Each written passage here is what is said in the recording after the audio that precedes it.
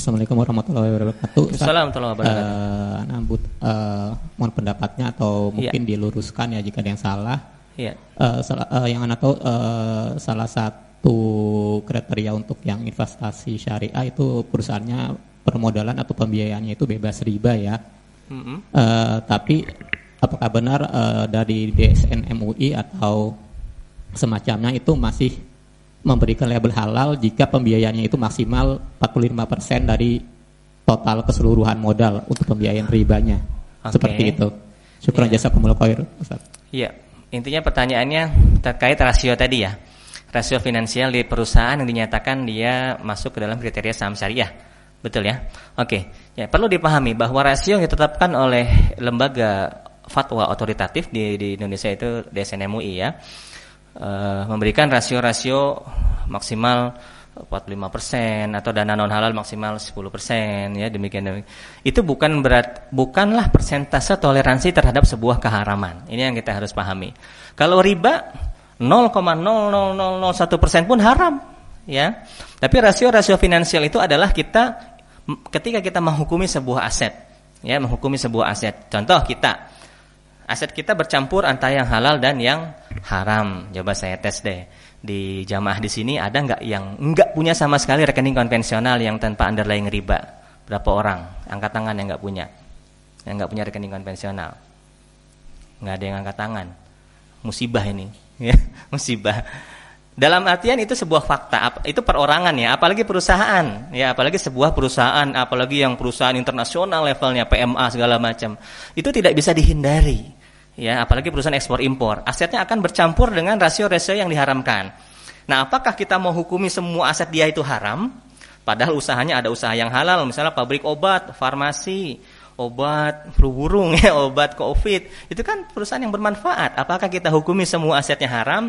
Kan nggak bisa. Ya, itu adalah angka rasio-rasio kita menghukumi ketika sebuah aset yang halal bercampur dengan aset yang haram, apakah masih boleh bermuamalah dengan aset tersebut atau tidak. Jadi bukan persentase toleransi terhadap suatu keharaman, bukan. Ini salah paham ya, salah paham. Karena memang idealnya sih 0%, tapi apakah mungkin ya, di dunia ini tentu saja belum ada. Saya lihat belum ada perusahaan yang bisa menghindari, jangankan perusahaan tadi saya bilang, individu aja.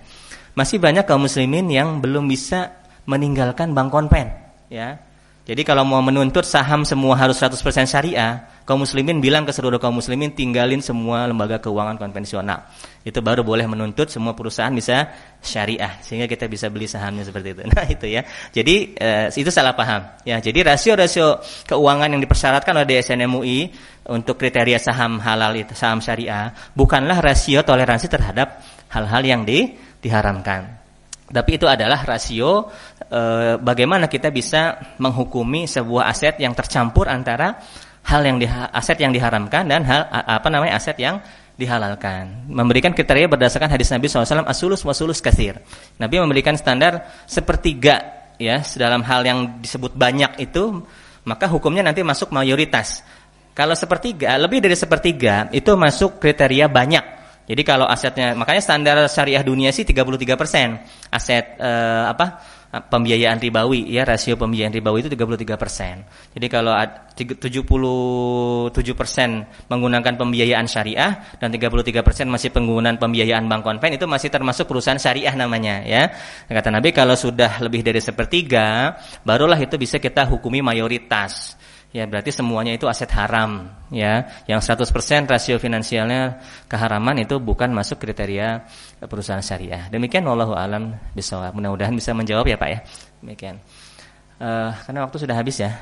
Ada jam 1. Mungkin kalau memang karyawan yang masih ada waktu luang mungkin bisa unofficial ya bertanya di masjid ini. Tapi kalau yang karena ini jam kantor sudah masuk, mudah-mudahan apa yang saya sampaikan ini bermanfaat dan menjadi motivasi bagi para jamaah untuk senantiasa belajar terkait pola-pola muamalah kontemporer yang itu sangat bermanfaat buat dunia kita dan akhirat kita. Wallahu a'lam bishawab. Subhanakallahumma bihamdika asyhadu an la ilaha illa anta astaghfiruka wa atubu ilaik. Assalamualaikum warahmatullahi wabarakatuh.